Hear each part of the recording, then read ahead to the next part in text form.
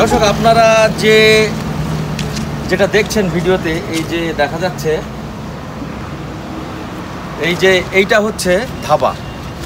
আর এই যে হাইওয়ে দেখতে পাচ্ছেন, এদিকে ক্যামেরাটা নেন, এই যে এই রোড দিয়েই আমরা সোজা চলে যাব দার্জিলিং।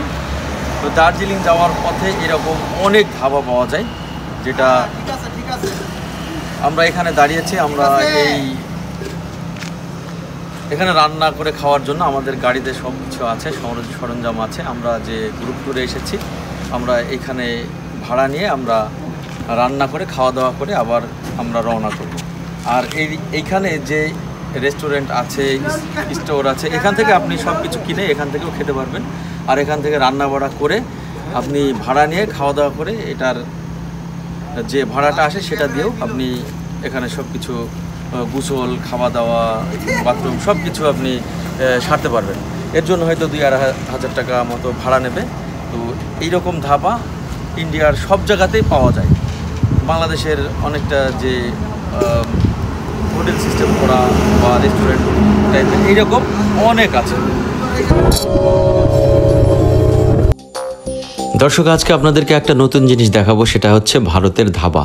আসলে সবাই আমাকে বারবার জিজ্ঞাসা করে যে ধাবা বলেন, এই ধাবাটা কেমন আর এই ধাবাটা কি। আসলে আমি ভারতে আসি 20 দিন 25 দিন করে জার্নি করি। আর এই জার্নিতে মাঝে মধ্যেই কিভাবে আমরা খাওয়া দাওয়া করি আর এই ধাবাটা কি, সেটাই আপনাদেরকে আজকে আমি জানাচ্ছি এই ভিডিওতে।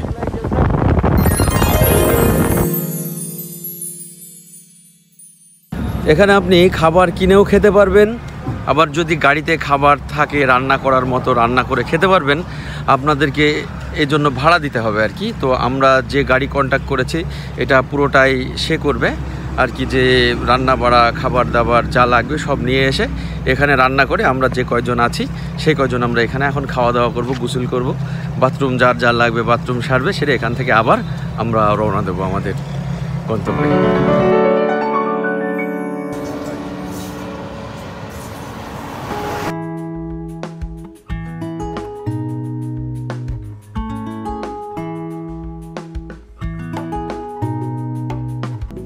বলতে গেলে এটা একটা রেস্টুরেন্ট।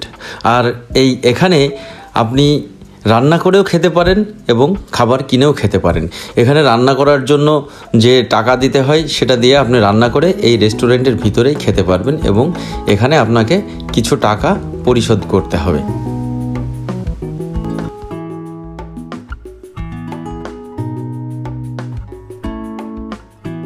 এই ধাবার মালিকের সাথে কথা বলে বেশ ভালোই লাগলো। এই ভাই হচ্ছে এই ধাবার মালিক। এই ভাইয়ের অনেক আত্মীয় স্বজন বাংলাদেশে আছে। উনি বলছেন যে বাংলাদেশে যাবে। আমিও বললাম যে বাংলাদেশে গেলে আমাদের সাথে যোগাযোগ করবেন।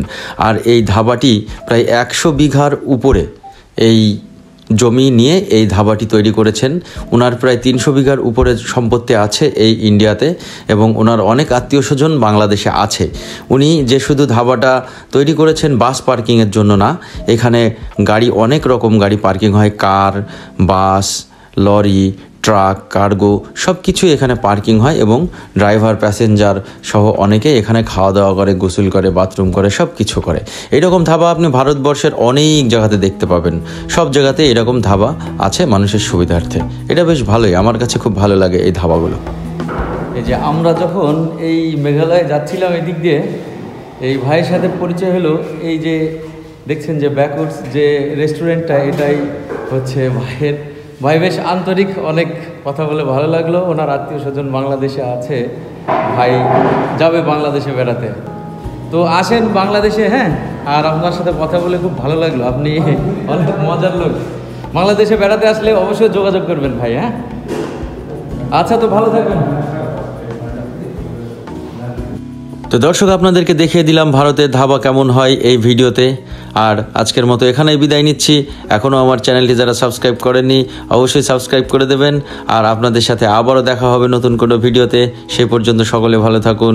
আল্লাহ হাফেজ।